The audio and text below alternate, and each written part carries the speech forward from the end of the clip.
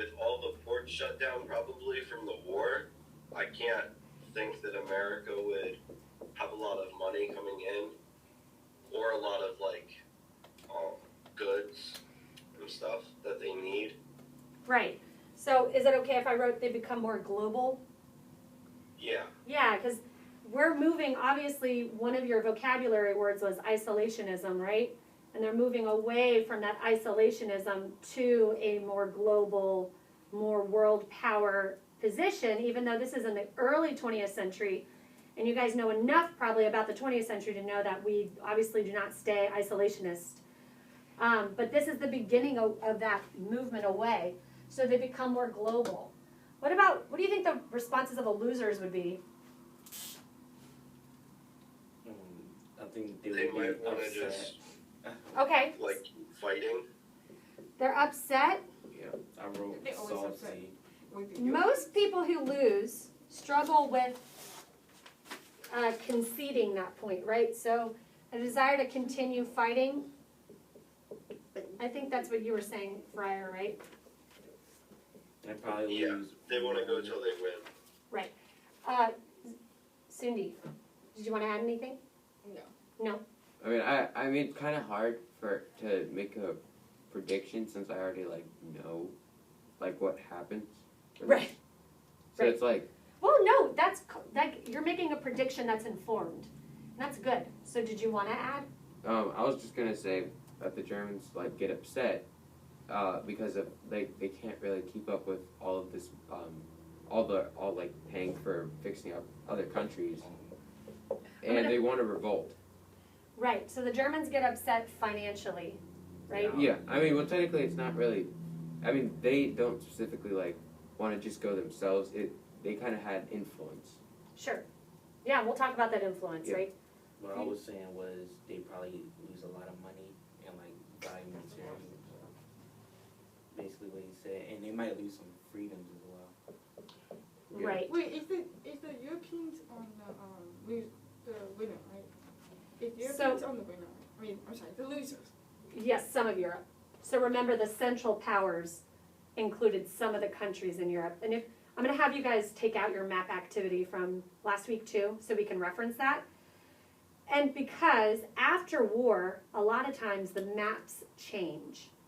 And you guys talk about losing money and freedoms. They're also, remember when we talked about one of the marks of world powers, right? It's gaining territories, right?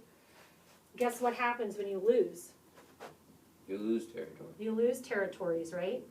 Territories that you felt like were rightfully yours. Oh yeah.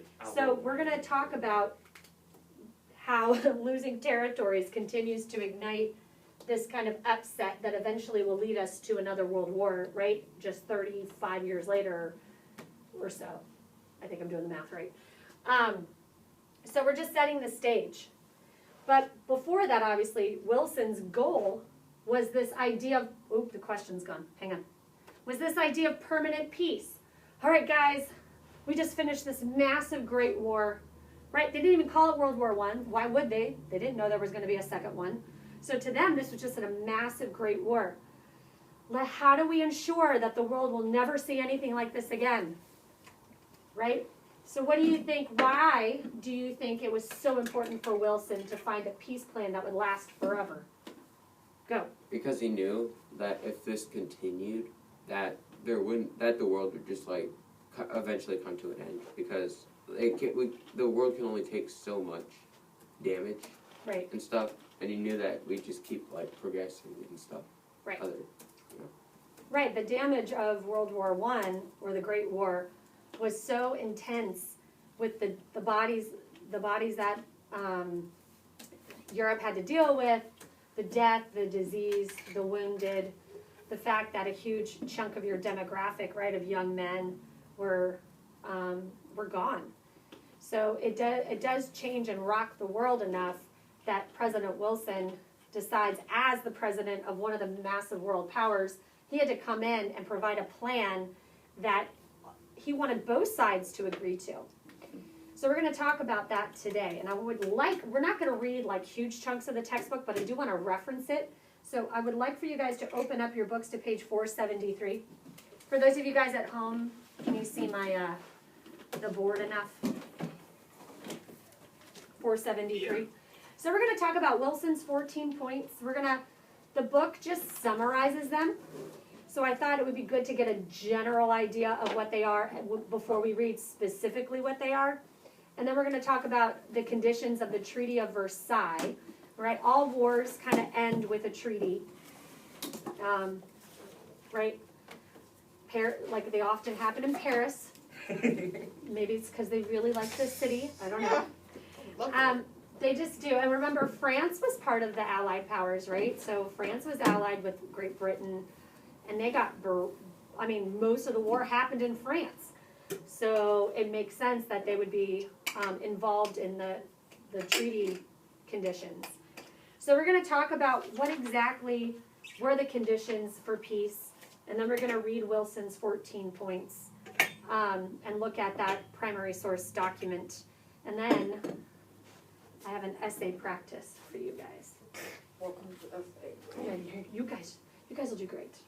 Okay, Wilson's plan for permanent peace. All right, so we have a winner and a loser, right? When you think about a winner and a loser, to keep peace between two sides, you kind of want them to have a say in what the terms of peace are, right? You want to keep them both happy, don't you? Right? So Wilson actually, to keep permanent peace, his idea was that if I can keep both sides happy, or I shouldn't say he, if we can keep both sides happy, then they can have permanent peace, lasting permanent peace. So some of his major ideas are going to reflect this idea. We need to keep, yes, the aggressor, the Central Powers, we need to keep them happy too, right? A lot of times when you've seen wrongs done, you don't necessarily want to give them any of that leeway, right? So even though Wilson's 14 points desired for both sides to be happy, that's not exactly what happens. So if you guys see on page 473, the major ideas of Wilson's 14 points. Somebody read me the first major idea. Nice and loud. Zawadi, go. Secret treaties between nations would end. Okay. Secret treaties between nations would end. Why would he even include this? There must have been secret treaties, right, that were actually being conducted within Europe themselves, which is why there were allied powers and central powers to begin with.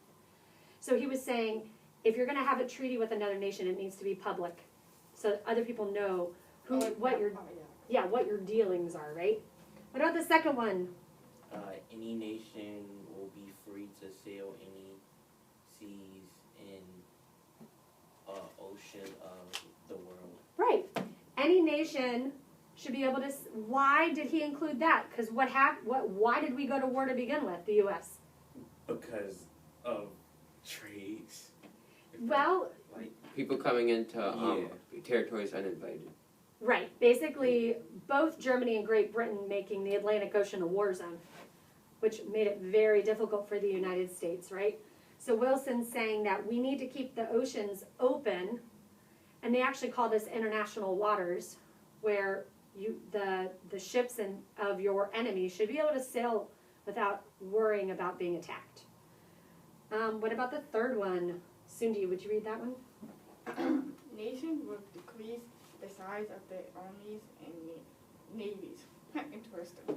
So nations would decrease the size of their armies and navies. Everybody. Why do you think Wilson would include that one? Like the size of people, or like? It's just like, so instead of having 1 million soldiers, you're only going to have 20,000. Oh, so like. Or instead of having, building lots of ships and military weapons, you're only going to allow contract for a certain amount. Why would Wilson include that in part of his permanent peace? Because he doesn't want there to be as much like death as there was, and he wants to limit the amount of casualties and the amount of damage to like places that they're having this. Well, he's trying to avoid conflict altogether. How could shrinking military do that?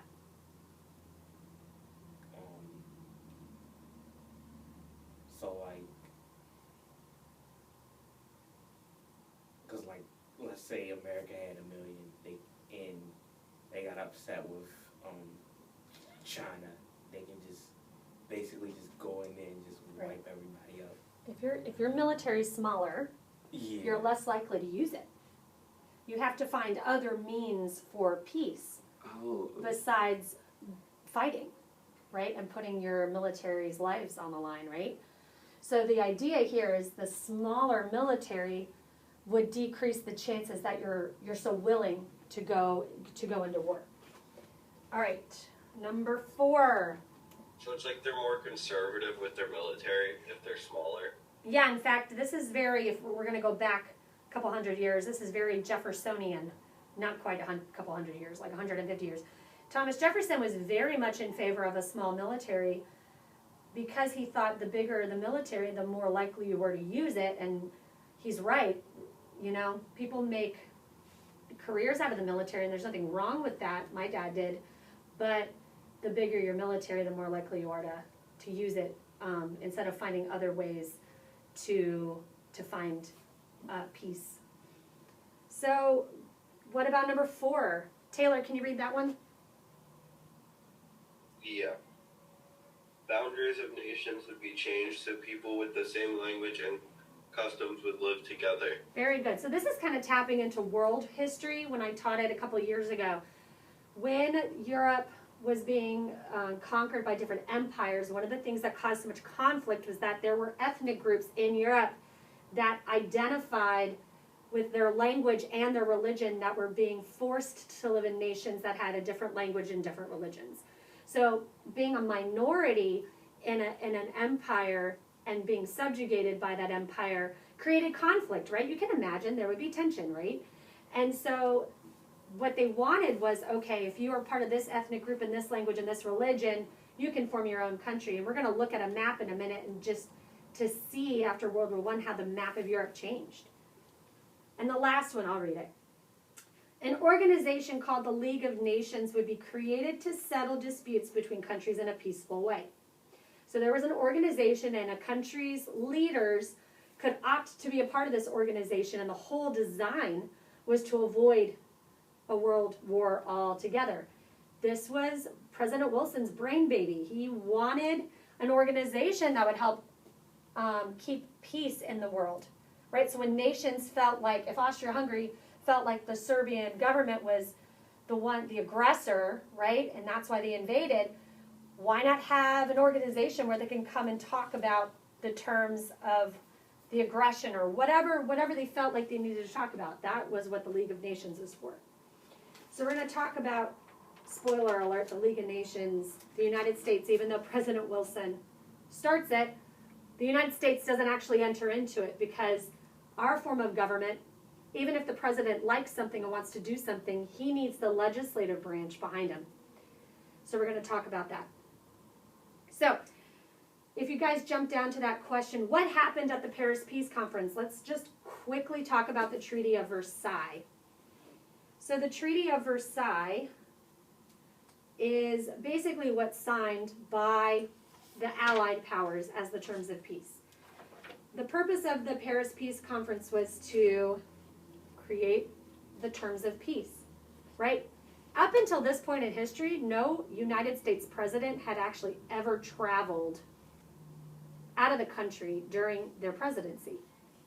Oh. Now that's really common, right? The president might go visit this, or the vice president, or the secretary of state, right? The interaction of the world is so intermingled. It's hard to imagine a time when the president didn't go visit other countries and meet with other world leaders.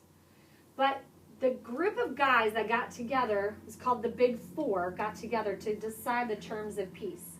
They were the United States President, President Wilson, the Prime Minister of England,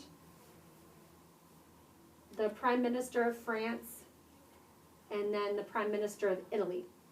These were the 4 major Allied powers, right? Who's not at the table? Who's not there? Wait, Great Britain? No, Great Britain's there. U.S. is there, Italy and France. Who's not there? America? Australia? No, U.S. is there. I thought you said him. U.S., Great Britain,